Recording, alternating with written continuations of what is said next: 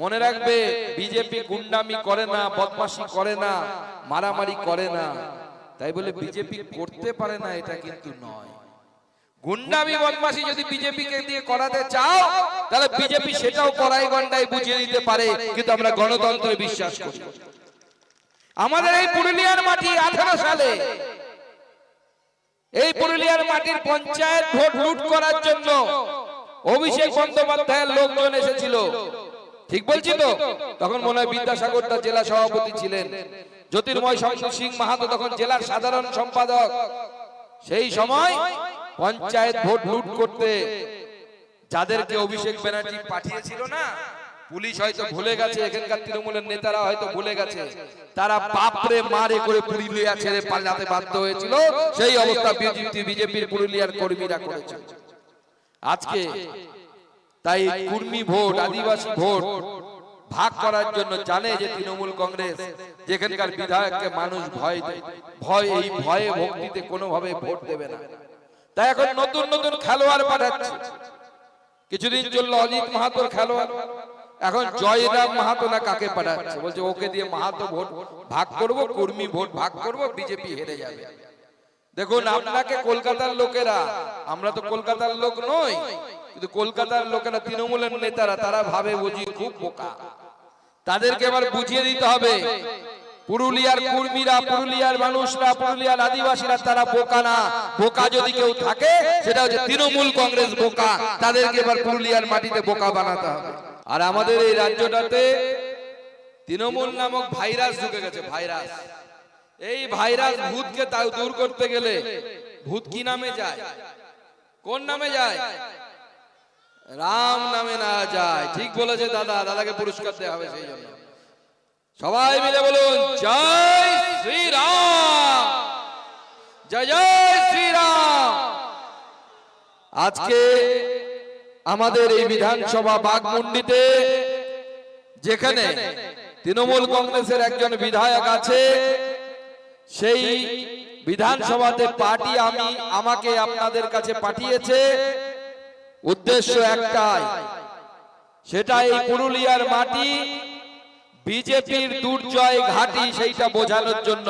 আর আজকে আমাদেরকে প্রতিজ্ঞা নিতে হবে যে আগামী 26-এর নির্বাচনে এই বিধানসভা, বাগমুন্ডি বিধানসভা, পদ্মফুল আমরা ফুটিয়ে প্রমাণ করব যে বাগমুন্ডির মাটি পদ্মফুলের ঘাঁটি, বিজেপির ঘাঁটি, সেটা আমাদেরকে প্রমাণ করতে হবে।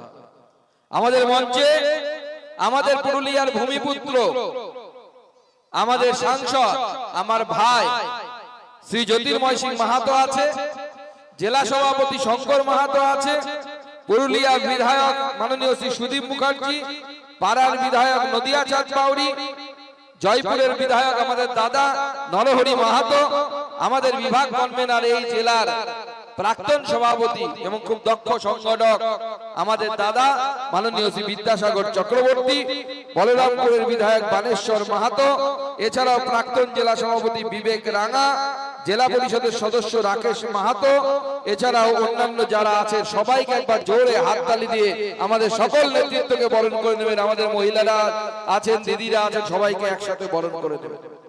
বন্ধুগণ, আজকে বাগমুন্ডি বিধানসভায় আমাদের তৃণমূলের বিধায়ক আছে, বিজেপির বিধায়ক।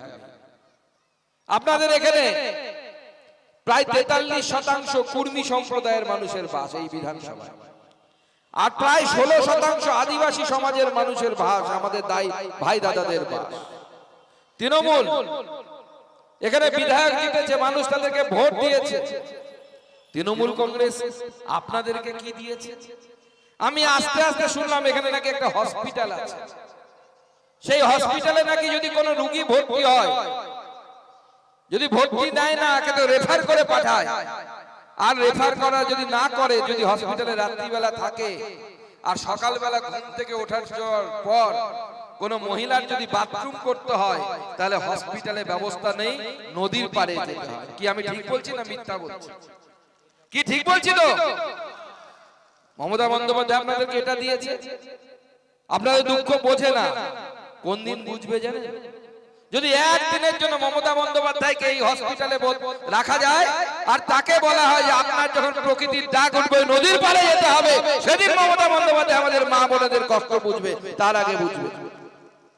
এখানে একজন ব্লকের মেডিকেল অফিসার আছে, সে হসপিটালে থাকে না, সে প্রাইভেট প্র্যাকটিস করতে বলরামপুরে যায়, তাই তো?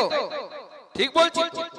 আর এখানে যদি আপনারা অভিযোগ করতে যান তো বিধায়কের লোকেরা যারা গুন্ডা আছে তারা গুন্ডামি করে। সেই গুন্ডাদেরকে পরিষ্কার বলতে চাই, মানুষের অধিকারকে কারার চেষ্টা করো না। আমরা অনেক বড় বড় মস্তান দেখেছি, অনেক বড় বড় গুন্ডা দেখেছি। এক সময় সিপিএম এর নেতাদের দাপটে বাগে গরুতে জল খেত এক ঘাটে, এখন খুঁজে পাওয়া যায় না। আমরা তখনও বিজেপি ছিলাম, জয় শ্রীরাম পার্টি ছিলাম, এখনো জয় শ্রীরাম পার্টি আছে। সিপিএম চলে গেছে, মনে রাখবে বিজেপি গুন্ডামি করে না, বদমাশি করে না, মারামারি করে না। তাই বলে বিজেপি করতে পারে না এটা কিন্তু নয়। গুন্ডামি বদমাশি যদি বিজেপিকে দিয়ে করাতে চাও তাহলে বিজেপি সেটাও কড়াই গন্ডায় বুঝিয়ে দিতে পারে, কিন্তু আমরা গণতন্ত্রে বিশ্বাস করি। আমাদের এই পুরুলিয়ার মাটি 18 সালে এই পুরুলিয়ার মাটির পঞ্চায়েত ভোট লুট করার জন্য অভিষেক বন্দ্যোপাধ্যায়ের লোকজন এসেছিল, ঠিক বলছি তো? তখন মনে হয় বিদ্যাসাগরটা জেলা সভাপতি ছিলেন, জ্যোতির্ময় সিং মাহাতো তখন জেলার সাধারণ সম্পাদক। সেই সময় পঞ্চায়েত ভোট লুট করতে যাদেরকে অভিষেক ব্যানার্জি পাঠিয়েছিল না, পুলিশ হয়তো ভুলে গেছে, এখানকার তৃণমূলের নেতারা হয়তো ভুলে গেছে, তারা বাপরে মারে করে পুরুলিয়া ছেড়ে পালাতে বাধ্য হয়েছিল। সেই অবস্থা বিজেপির পুরুলিয়ার কর্মীরা করেছে।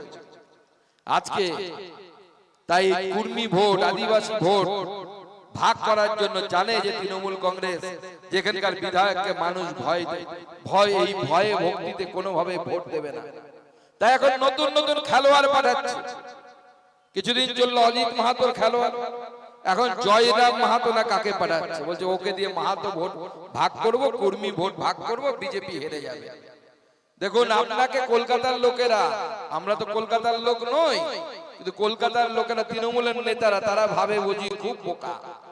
তাদেরকে এবার বুঝিয়ে দিতে হবে পুরুলিয়ার কর্মীরা, পুরুলিয়ার মানুষরা, পুরুলিয়ার আদিবাসীরা তারা বোকা না। বোকা যদি কেউ থাকে সেটা হচ্ছে তৃণমূল কংগ্রেস বোকা।